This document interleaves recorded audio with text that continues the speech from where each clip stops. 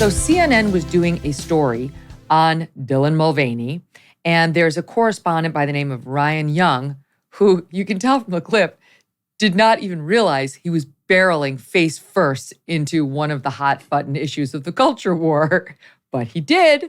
Here is his original sin. Watch. One bar was telling us basically they're not going to serve it because they don't like the way Dylan Mulvaney was treated after this whole controversy started. He, of course, is the transgender person they were going to sponsor and go along with Bud Light. They didn't like how Bud Light didn't stand by him after all this. He used Dylan's actual pronouns instead of the preferred pronouns.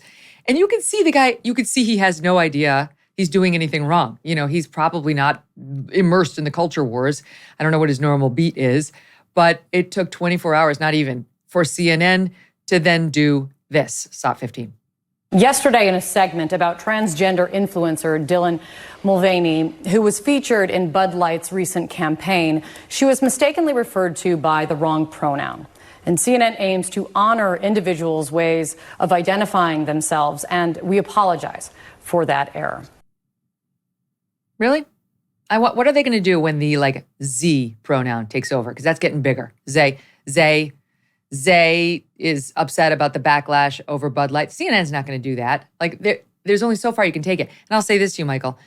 As you know, I only recently came to switching on the pronouns, to rejecting the preferred pronouns. And once you switch back to actual, biological pronouns, it's jarring to hear it said the other way, right? Yeah. It's like, when I hear her say she, I'm like, who is she referring to? It's amazing once you allow yourself to just slip back into reality, how jarring the pretend world sounds to you.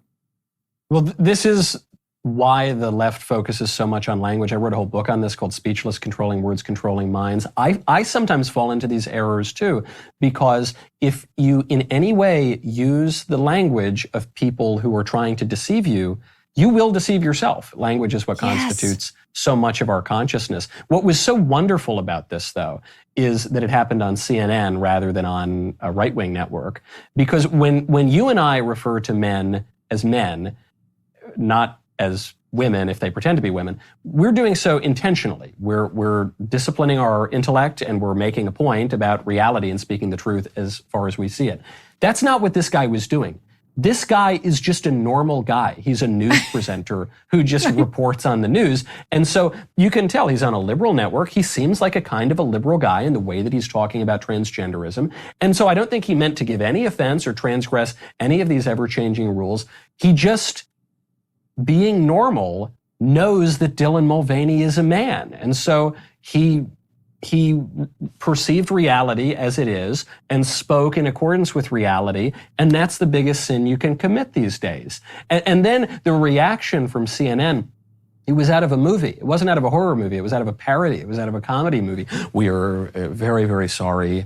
We've committed an egregious sin. Mea culpa, mea maxima culpa, flogging themselves on air. But the reason that CNN fell into this error in the first place is because everybody, Megyn, everybody, statistically, at least 87%, maybe 100% of people know that the transgender stuff is totally bogus and that they know that the men are men.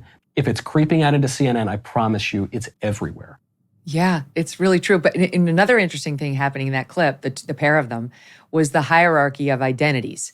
Because in a normal world, if you had a white woman coming on to apologize for a black male anchor and his misuse of the proper terms, she'd get killed for white-splaining, right? She'd be called a Karen.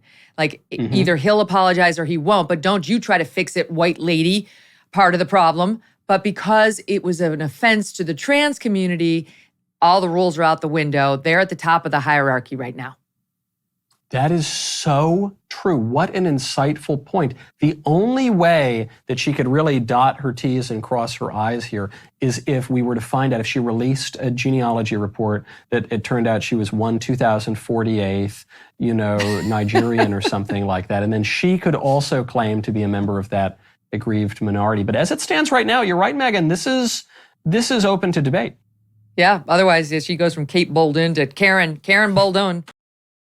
Some people take CBD for better sleep or less stress and more calm. Some take it for pain relief, for better energy or better focus and concentration.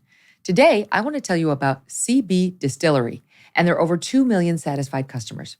According to a poll of their customers, 90% reported that they sleep better with CBD, 81% said CBD helps with stress, and 80% said CBD helps with aches and pain after physical activity. If you struggle to get a good night's sleep, if you're dealing with too much stress and could use a little calm in your life, if you suffer with pain and discomfort, especially after physical exercise, you could give CBD a try from cbdistillery.com. Use my 20% discount by visiting cbdistillery.com and enter my initials MK for your discount. No prescription required. That's cbdistillery, DISTILLERY.com, promo code MK for 20% off cbdistillery.com. Hey, thanks so much for watching. If you like what you just saw, hit the subscribe button for more clips and full episodes.